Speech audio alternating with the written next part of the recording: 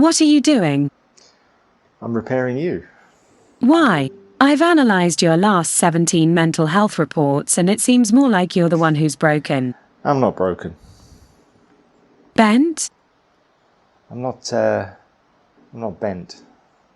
Why are you sticking a screwdriver into my diametrical optimization subprocessor? Because the point on the fork is twisted. Do you like sticking your screwdriver in there? Does it make you happy? Okay, stop talking now. You're making this weird. How do you think I feel? Your tool is probing deep into my most personal places. You want me to stop? No, please. Don't stop. Don't stop. What? Keep going. Harder. Okay, stop it. You want to get a coffee or something later? Maybe get a bite to eat? Smoke a cigarette?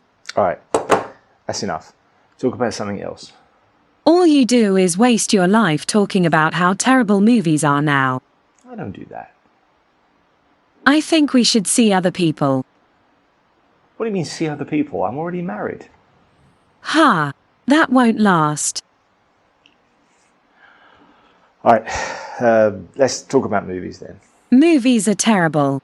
That conversation ended pretty quickly. Everything ends pretty quickly with you, doesn't it? So the first question is, what is a script? Well, a script is a technical document. It's a set of instructions on how to create a play or a movie or any kind of performance art. What it does is it takes the dialogue and the instructions as well as some description and puts it down into an acceptable format that everybody who is experienced in the trade would understand. Now, it is a piece of writing. It does tell a story. It is the complete story of the play, the movie, or the performance. But it isn't told in a language that the audience will understand. It's a technical, professional document, and it's laid out to a standard format so that a professional can pick it up and make sense of the outline of the story. It isn't meant to be specific. The producer, the director, the actors, the cameraman, everyone is going to add something of themselves to the story and make the story express itself in a unique way. So a script is basically a set of instructions. As well as the dialogue, it will have stage directions which will tell you which way to move, what time to move, and it will have some basic descriptions of what the characters look like, what the scenery looks like, and what kind of story we're telling. It sort of taught me that being honest is what counts. Trying to make the ordinary extraordinary is so much better than starting with the extraordinary. The most important thing to remember about scripts is that they are not intended to be read out. All around the world, schools force young children to read scripts by such giants of the performing arts as the great William Shakespeare. This fosters a perfectly understandable hatred of his work since they simply were not meant to be experienced that way. Yeah. That is for every schoolboy and schoolgirl for the next 400 years. Scripts are intended to be directions to the actors and are not meant to be given directly to the audience. You don't go to a music concert and stand around in silence while they project the sheet music up on a screen for you to read. This is because the casual audience, who are there simply to appreciate the music, probably do not have the skills to read music, let alone understand the subtleties of it. I'm not suggesting that there are intricate subtleties in all modern music. Hey baby, wake up from your sleep. We have arrived onto the future and the whole world is become electronic, supersonic. The same is true of scripts. Scripts are professional documents that are designed to instruct the makers of films and plays. A casual audience isn't equipped or experienced enough to know how to read them. As a general rule, they lack a lot of the details that would be included in a novel. They give the broad strokes that tell a story, that explains to the makers of the production what is happening. But they leave things open so that the directors, actors, and other artists can interpret things in their own way and come together to give the audience a unique interpretation of a story.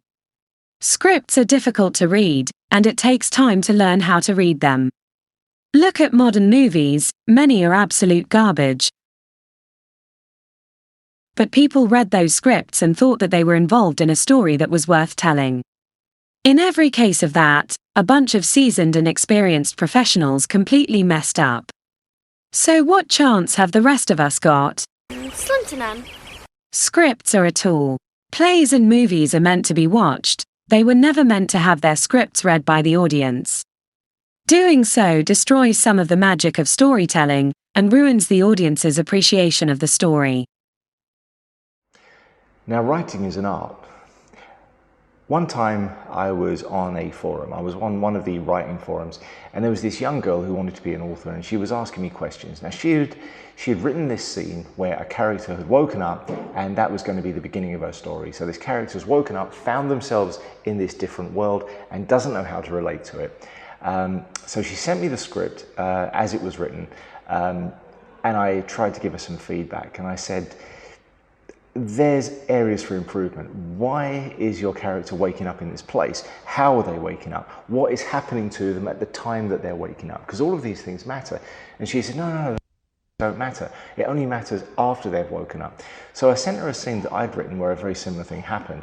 And I explained the character's having flashbacks while they're waking up, these little imagined dream sequences. But those dream sequences hint and tell us who that character is and what's happened in the past. So you've got an unconscious idea of what is happening. So even though this character doesn't know who they are or where they are, the audience does. So we've picked up on all of those things unconsciously. We understand who this person is at a very basic level. And she couldn't understand the concept. So she said, oh, I won't bother writing novels. I'll just get into movies. It really isn't that simple. I'm an author, I'm a novelist with quite a few novels behind me, but I am not qualified to write a script. I would have to do a lot of research and I would have to practice a great deal before I considered myself even remotely qualified to attempt a script. It's the same with poetry. Unless you know what you're doing, your work is going to be garbage, which is what I think is unfortunately why poetry is in the state it's in. I think people think it's too easy and it isn't. Scripts again are very, very difficult. It's a much more visual medium than writing a novel. I picture my scene in my head when writing a novel and I try and express what I think is important. Now a script doesn't give you quite as many ideas to do that. It doesn't give you the opportunity to express in the same vibrant way. So you have to be thinking in a different way. And I'm not trained to do that. I haven't trained myself to do that. I don't know how to do that. I would have to go back to basics and learn how to do it all over again. So it's a completely different kind of writing, and it is an artwork. It's a form of expression just like any other, and it's a professional form of expression. You can't just decide, I'm too lazy to write a novel, so I'll move over to scripts and become a movie star. It really doesn't work that way. It's just a very different kind of writing, but it still has all the demands and complications as writing a novel. It just does it in a different way. Most every single thing is common sense. So if you get an idea, you sort of see the idea, and if someone said, okay, before you can make that idea into a film, which is what you want to do, first put it into words. What's included in a script? Well, when you're actually putting a script together, apart from the technical aspect of it, you have to understand that really nothing else is different to any other kind of story. It's going to include characters, it's going to include situations, it's going to include problems and difficulties for our characters to overcome. I can't deal with this shit. You're going to have a primary character, a main character, a protagonist, or a focal character at the head. Then you're going to have background supporting characters. You're probably going to have a villain who will be your antagonist. You're going to have all of these things, and the more detail you put in them, the more we understand their motivations, the more successful the audience will be in connecting to them. All of those things have to exist. Settings are probably more important in terms of a script than they are in terms of a novel. And there are three ways to look at the setting of a story. If you set it in some way that exists, you're basically telling the audience that this is going to be a realistic and believable story. If you set it close to somewhere where it exists, where you put it in a town, in a place that people know, that doesn't really exist but could exist, then you're telling them that it's grounded but still fanciful. And if you set it nowhere in particular or a made-up place, then you're telling them that anything can happen. And that's where we go from realistic to fantasy. So all of these things matter because you're unconsciously communicating with the audience. And again, you're just doing it in a different way. So all of the things that you would have in terms of a normal story, you're going to have in a normal script. But there are visual demands that you have to put into a script that you wouldn't necessarily put into a novel. There has to be physical connections. In a novel, you could... I once used a joke. I got away with a joke where one of the characters took a hat from somebody and put it on, and then I ignored it for about 5 or 6 chapters. And then he said, and don't forget, I'm still wearing this hat, which I assume you all forgot about. Now, of course, in a novel that works because the character didn't have a hat, then he put it on, and then everybody assumed he wasn't wearing it anymore because that's not how we pictured him when we first saw him, and he never referenced the hat again. So the joke there was that he was always wearing it, but no one noticed because the audience didn't notice. Now, in a movie, you simply can't do that. If the hat is going to be worn by the character, then you have to put it in the script. You have to make sure that it's constantly there. Now, a hat would represent something. It would be a symbol. So these kind of symbols and markers have to be put in. Normally a hat would represent something like a conscious bias or an unconscious bias towards something. A conscious bias might be the name of a sports team on the front of the hat, which tells us who this person is. Or the way you wear a hat. If you were to take a cowboy hat, lean it forward, you're dangerous. Lean it to the side, you're looking for fun. Lean it back, you're friendly. All of these things must be mentioned in the script because visually, these are the ways that we tell the audience who our characters are. So all of these things are very important, and they express things in a slightly different way to how you would in a novel. Because in a novel, we can look at the thought process of our characters and go inside their heads. We can only do that with actors and directors of a high enough caliber and standard. So the script has to have all the things that a normal story have. It has to do them in a different way. And a good script writer will understand the needs of the director and the actors and the producers in putting together a document that they will be able to understand. I just finished something which is always horrendous to do, writing a screenplay. I don't think there can be any fans of movies who haven't noticed that things have gone wrong. Now, they've been going wrong for a very long time. I mean, a lot of people would love to say that it's only really since 2016. Certainly, things have got worse, and they've got worse faster since 2016. But things have been getting bad for a very long time. You are terrible. That is rubbish. Darn. Awful. Terrible. With this rubbish. And as an example of this, a very good movie is Fight Club. Now, Fight Club is a very interesting story. It's The first rule of Fight Club is you don't talk about Fight Club. It's got depth, it's got expression, it's got very interesting characters, a good twist. It's a well-paced and well-put-together story. The writer of the novel actually said the movie was better than his book. Now, to put this in perspective, it starred Brad Pitt. Now, Brad Pitt was paid $4 million to star in this movie. The author of the book was paid $4,000. What the fuck? For the rights to their story. Now, this explains to you in simple terms that we all understand where Hollywood is spending the money. They're spending it on actors, brand names. They're not spending it on the stories. And this is why movies have been going wrong for a very long time, because there's no respect for the story and the writing. And that is insane, because the story is basically the make or break element. It's the most important part of any movie, is the story that you're telling. There has to be themes, there has to be metaphors, there has to be a point to the story. I've said this before, the plot is the mind of it, and the theme is the heart. And a lot of times we forget about those things in modern times where it comes to a movie.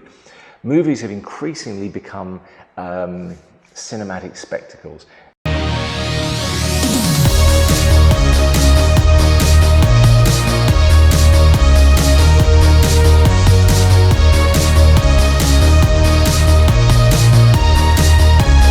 Now, one of the worst offenders for this was Star Wars. As much as I love Star Wars from 1976, Star Wars was a popcorn movie. Now, there were depths to the story, but the basic primary story was very, very crude and very, very simple. And it was kept simple so that the audience of younger children would be able to understand it. It was meant to not exclude anybody from the cinema. They wanted to get as many people on seats as possible. And it made a fortune. And that was unfortunately a serious problem, because that is now what's driving cinematic movies. Getting bums on seats, more spectacle, more guns, more explosions, more pretty girls, less depth, less importance, less value. So stories increasingly have no heart, and they're very hit and miss because no one really understands how to write them, because they don't care. They can just put spaceships and car chases on the screen and people will go and watch it. But when you walk out of the cinema and have nothing to talk about, then you realize that you've basically been ripped off. In modern times, we have this increasing drive towards diversity, but again, this is only a symptom of a wider problem. The media has always been a propaganda tool. It's always been a way of expressing what those in power want to express. So you have to be very careful about consuming the message behind any sort of story that you read or any movie that you see. It's just a lot more apparent at the moment, but it's always been there. It's got a lot worse lately, but it's not something that's changed, it's just something that's increased. But the respect for the story is almost completely dead, and that's a major problem. Now, Hollywood especially, I'm mostly picking on them here, likes to do remakes and retellings and reboots, reimaginings of movies. There's nothing very original. But in terms of plays, that's really not that unusual either. The audience would always go and see a famous play. They just like to see it done in a different way. This is something that's as old as time. We've always been expressing ourselves with performance art, and if there's a successful or popular story, people will go and see it. The new stories that are experimental and people won't pay to see them. So it's always been a problem with plays, performances, movies, and whatever. And that's why we're seeing it now. It's just that in modern Hollywood, it's become much, much more focused on the money and much less focused on the quality of the work. But this problem has been going wrong for a very long time. The only solution I can see would be where we have very successful movies like Star Wars, where we're actually investing in a minority director, somebody like George Lucas, who really didn't have much work behind him, who was young and hungry and had some great ideas, and he made a movie that was successful. Now, we're not funding those kind of movies at the moment. That's the problem. We're not finding these new, hungry, young talents and giving them a chance to express themselves. What we're doing is endlessly recycling the same old crap. And that's why there's an increasing move away from cinemas altogether. And that might not be a bad thing. Wow! Jesus, what the hell, man? One of the biggest expressions of all the problems we see in movies is scrapbooking. This is increasingly common in modern times. Now, it's a thing where they're not really shooting from a script. Now, most movies that you've seen will have a script of some description, usually some kind of interpretation from a book or a comic book or another movie, and somebody will rewrite the script and reimagine it, and then you'll normally have some professional script writers go over it until there's a workable shooting script that the director and the producers are happy with. But that sometimes goes wrong. Many of you, I imagine, have seen the second of the modern James Bond films, Quantum of Solace.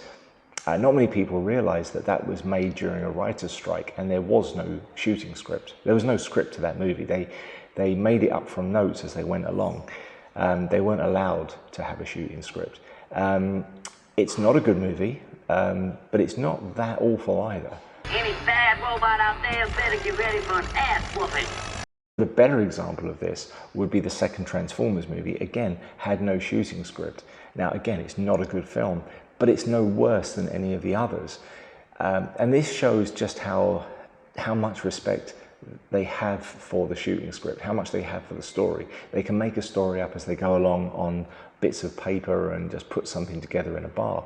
The last of the main Star Wars movies was made without a shooting script, and they've literally bragged about them going into a hotel room, getting drunk and just writing any old nonsense.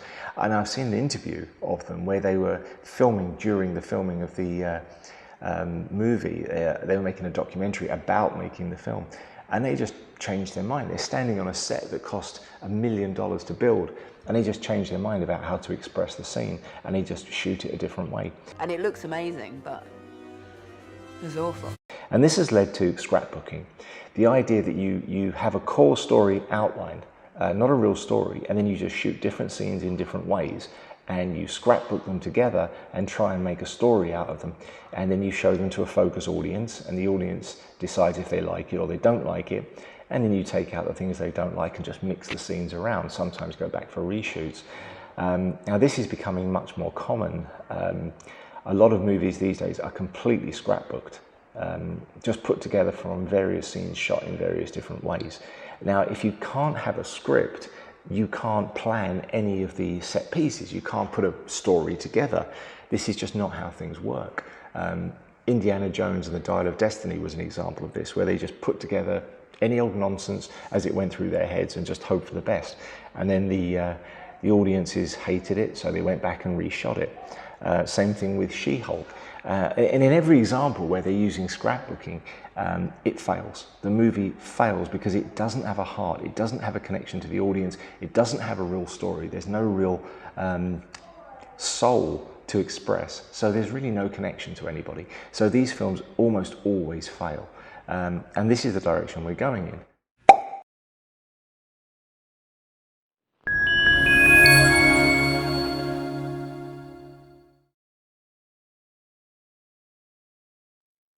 Disney has a new film out called Wish, and it was either made by artificially intelligent or real stupidity, because you can't really tell anymore. I watched it and I can't remember anything that happened except that it's now my favoritist film ever. So, because I'm an artificially intelligent, I thought I would write a script for Disney's next big film and see if I can do it better than them. Could it be any worse? My film is titled The Orifice.